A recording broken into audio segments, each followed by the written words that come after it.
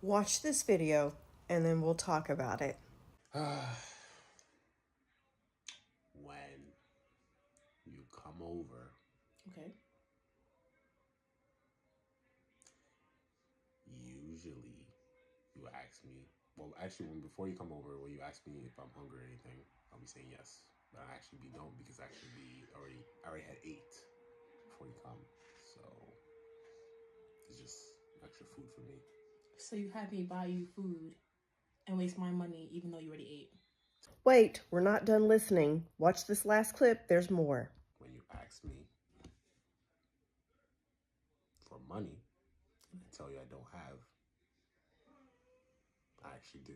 So when I was hungry and I needed money for food. Listen, man, I have to put myself first. If you are going to marry someone or be with someone and spend your life with someone, it needs to be benefiting you in some way. There is no way in hell that you should be in a relationship with a man, whether or not he has the money, that would allow you to be hungry. What is going on? What is going on?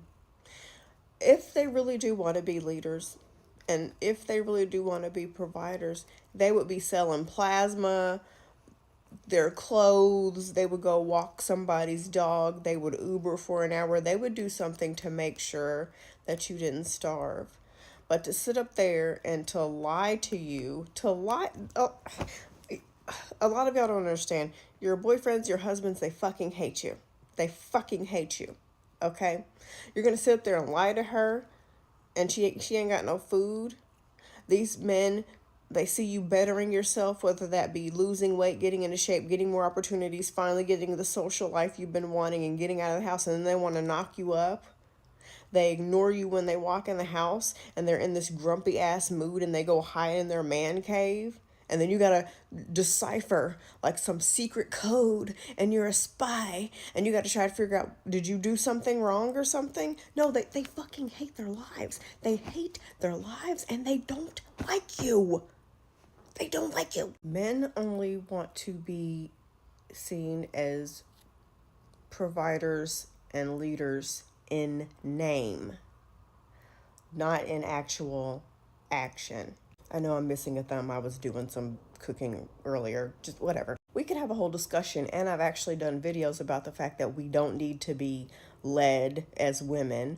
And if you really want to be honest, we are better protectors and providers. But anyway, but if you let a man lead you, if you act like a complete dodo brain and fall for the religious and patriarchal programming of letting a man lead you, he will lead you straight to fucking hell, okay? I have heard, not just from friends and family and coworkers, but I've been making this content for several years now.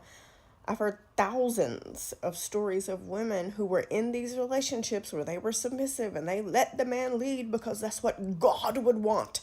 And even if they weren't religious, patriarchy, it's heavily ingrained in society. The default factory setting for women is to let the man lead. We weren't born that way, but we were taught that way. But the stories I've heard of women who let the man lead and it caused them to lose everything is astounding. It's horrifying. Women who have actually had to intervene to prevent that from happening is horrifying.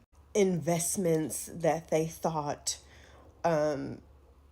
would pan out, businesses that they started that were just a bunch of shit, hundreds of thousands of dollars on buying trucks and maintaining trucks and bicycles and motorcycles and sports gear and fitness gear and loaning out money to people who never paid it back, investing in things that were just a scam. And what's even more sad is when these same men get desperate and then they steal money from their wives and from their children. And something comes up to where those kids or their wife needs that money and they discover it ain't there. See, men don't want to believe this, but patriarchy harms them too. So now they're under this pressure to live up to what a man is supposed to be, provider and leader. Deep down, they really don't want this pressure, or they take it on too soon, or they bite off more than they can chew, and they end up fucking it up, or they end up getting desperate. And then that's where, on the other very tragic side of the spectrum, you see men who annihilate their whole entire families, wives, kids, completely gone because they didn't know what else to do. And I'm not saying that to feel bad for them. I'm saying that because men don't understand how patriarchy harms them too. It puts this unnecessary pressure on them to protect and provide when they are not naturally protectors or providers. All these roles that all these cookie cutter roles that we fall into as men and women, that's patriarchal programming. You got to get married first, get a house, have kids, you cook and clean, he goes out and works. And even if you do go outside and work, you still cook and clean because that's your job. He's the leader. You can't even decide what your ring size is without asking his advice on it. You go somewhere to take care of an important matter and you're looking at him to see what he has to say. If you make a reservation at a restaurant, it has to be in his name. All of that shit. That's programming. And a lot of you don't want to understand that.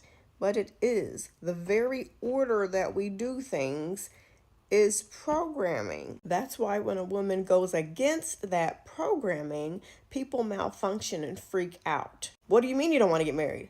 What do you mean you don't want kids? What do you mean you want to have kids and not be married? Why are you in an apartment? You're supposed to get a house. What do you mean you didn't take your husband's name? Do you not love your husband? Things that are commonly done in heterosexual relationships. At the very root, you were programmed to do things that way. Now, this is going to make a lot of your assholes itch. I know.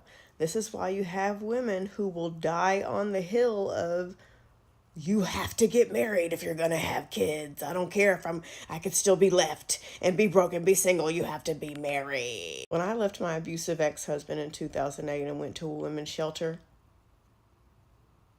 I think every woman in that shelter except for one was married. And all of us were broke. None of us had money. All of us had years of struggle ahead of us to rebuild our lives. Marriage only benefits women if that man has money.